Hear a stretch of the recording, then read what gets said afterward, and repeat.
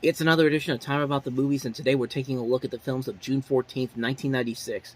We have 4 movies to look at today, so let's just jump on into it. We'll start off with the biggest new release of the weekend, Ben Stiller's directorial effort, Jim Carrey and Matthew Broderick in the comedy The Cable Guy.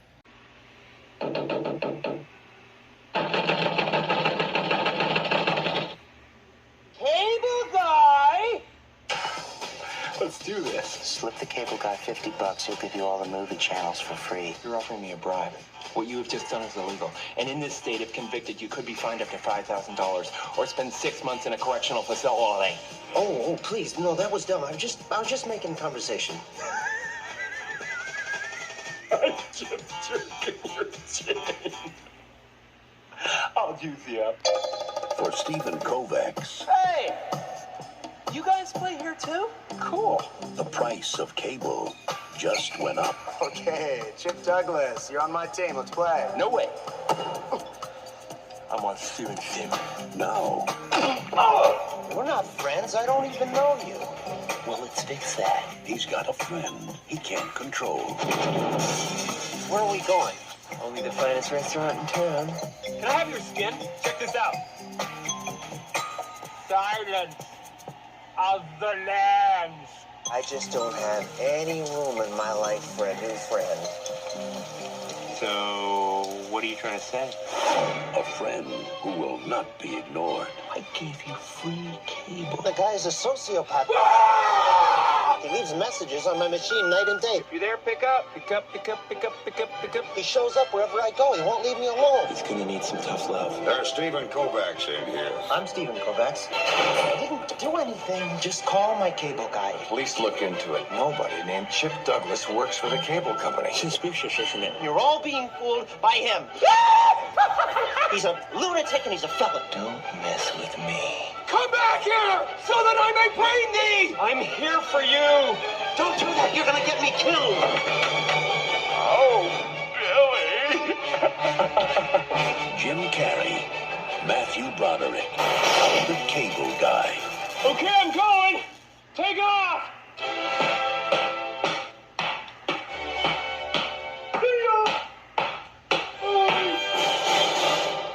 So The Cable Guy is a very interesting piece of history for a number of the people involved in this. When it came out, it was not the biggest hit critically or financially.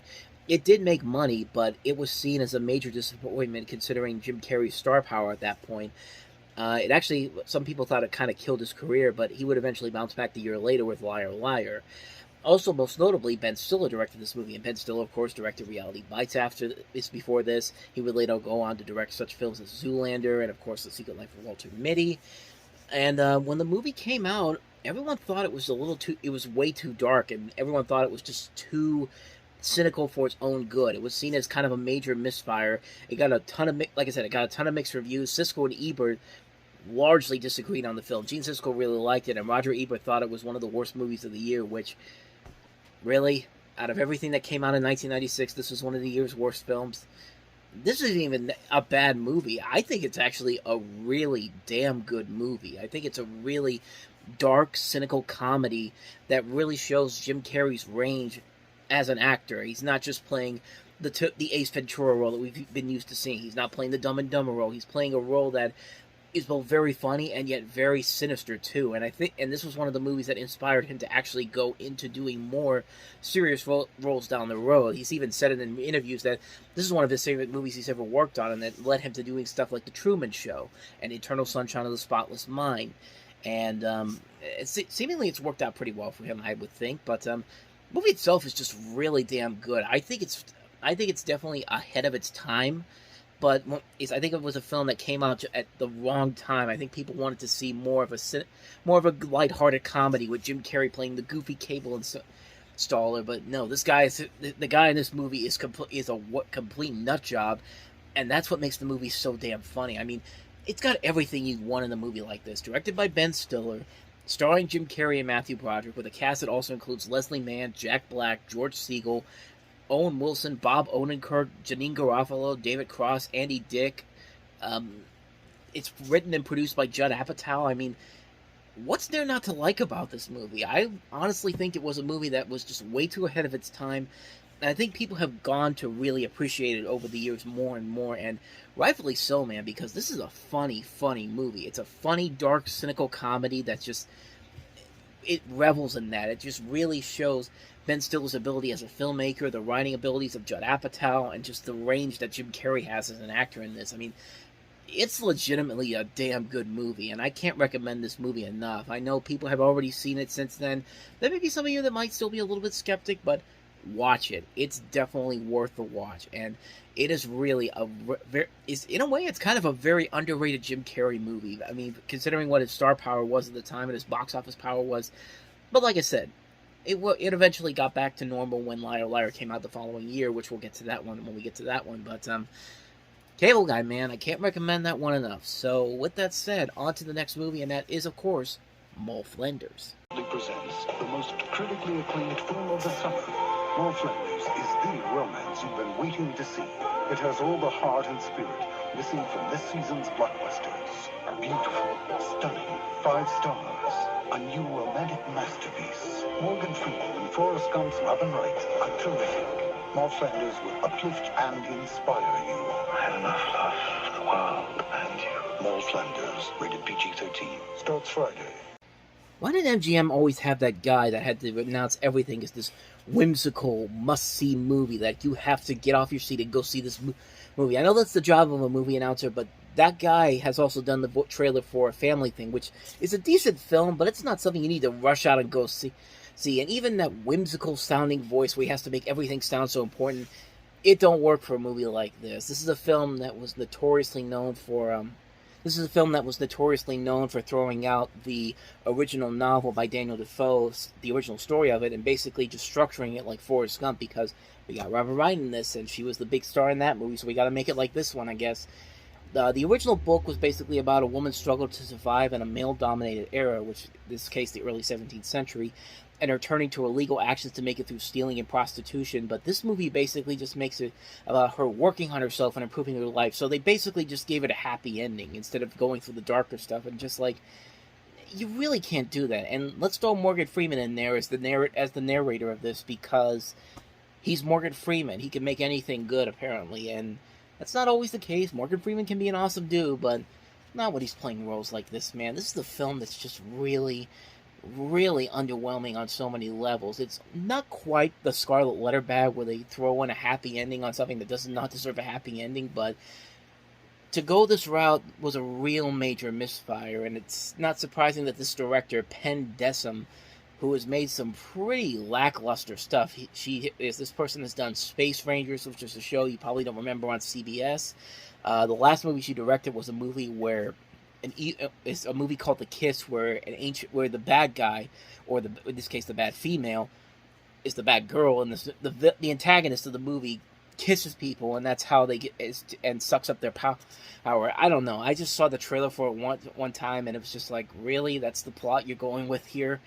And yeah, this movie is not that great of a film. This filmmaker's not really that good of a filmmaker either. And here's an example of why she's not a good director. She takes a story that could be very interesting and very intriguing and tries to make it a very happy film, and it's just not something that works in this situation. It's been a long time since I've seen this movie, and the last time I remember not liking it at all. And that's pretty much all I remember about it. That's Moll Flanders. So let's go ahead and move on to the next movie, and that is Liv Tyler starring in Stealing Beauty. Lucy Harmon is on a journey. I just wanna be a woman. I can't get over how grown up you look. I hope so after 4 years. A summer vacation in a land of enchantment. Ian's doing my portrait. It's really just an excuse for my father to send me to Italy. You met Lucy. Oh, she's irresistible. I'm mad about it. Now, in this house. I think we've been faithful to each other for 20 years. Can you believe that? Yes. In this magical place. I wrote you once, you know. What was it about? How I thought of you when I was in the woods. You wrote that letter? You're in need of a ravisher. I'm waiting. She'll meet people she's never imagined. Do you ever get the feeling you're being watched? Experience feelings things she's only dreamed of. I mean, you do have fantasies, right? As you can see, it's directed by the same man that did The Last Emperor and Last Tango in Paris. Very good movies. This one, not so much. I mean, you've got Liv Tyler playing this woman who travels to the Tuscan villa near Siena to stay with family friends, and she basically goes on this adventure in there, and that's really all this movie is. It's been a long time since I've actually seen this movie, and when I remember seeing it, it didn't really have a lasting impact on me. Liv Tyler can actually be a decent actress. I've seen her in some really good stuff. Joseph Fiennes is a good actor. So is Jeremy Irons. You got Rachel Weisz in here as well. And there's definitely potential there, but movies like this are kind of formulaic. I mean, it's pretty much... they tried to do a mainstream version of pretty much the story with Under the Tuscan Sun, except not as intense as this movie gets. Which does... I say intense, but, like, more mature, I should say, than what Under the Tuscan Sun was. Under the Tuscan Sun was more of a mainstream movie. This is more of a little bit more of a risque film, and for Liv Tyler, she was 19 when this movie was made. Actually, was she 19 when this movie was made? Maybe that's just the character.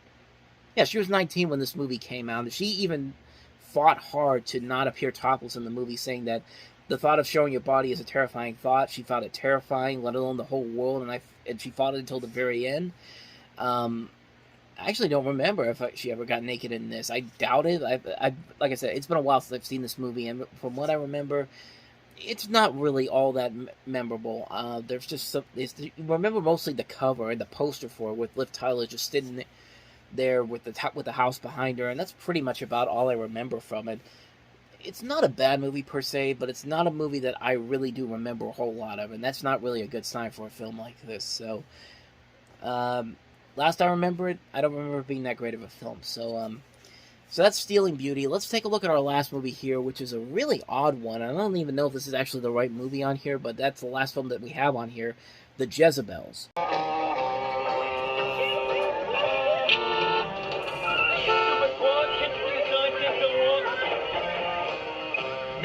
Okay, while you were watching the trailer, I did some more research, and it's actually called The Switchblade Sisters. It was, as you can tell, it's an exploitation film made from the time when the exploitation film was the norm, 1975, and you're following the lives of these high school-age female gang members.